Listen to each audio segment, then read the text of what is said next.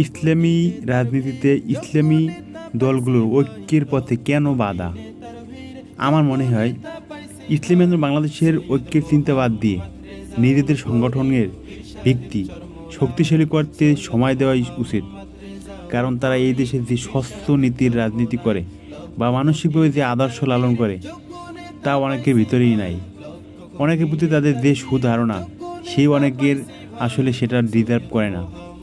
2001 সাল থেকে দেখে আসছি পীর সাহেব চরমনাই ইসলামপন্থী শক্তিকে এক করে জাতীয় রাজনীতিতে সমীহ আদায়ের প্রাণপণ চেষ্টা চালিয়ে যাচ্ছেন। কিন্তু যাদের নিয়ে চেষ্টা করছেন তারা সন্ত্রাস নির্ভর পুঁজিবাদী ও রাজনৈতিক দলের সঙ্গে জোট করেই সন্তুষ্ট রয়েছেন। আরও মারাত্মক ব্যাপার হলো তাদের সেই জাতীয় অন্যায়কে জনসাধারণ থেকে আড়াল করতে ইসলামী আন্দোলন বাংলাদেশকেই বলির পাঠা বানিয়েছেন।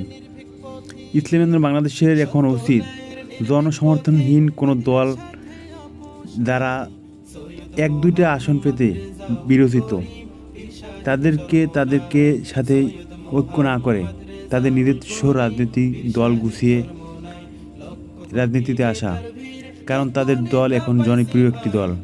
জনসাধারণ মানুষ বুঝতে পারছে ইসলামী আন্দোলন বাংলাদেশ একটি দল যারা ইসলাম ও মানবতার পক্ষে কাজ করে, যারা আল্লাহর দুনিয়ায় আল্লাহ তাআলার ও নবীজির আইন বাস্তবায়ন করার চেষ্টা চালিয়ে যাচ্ছে। ইসলামী আন্দোলন বাংলাদেশ একটি দল।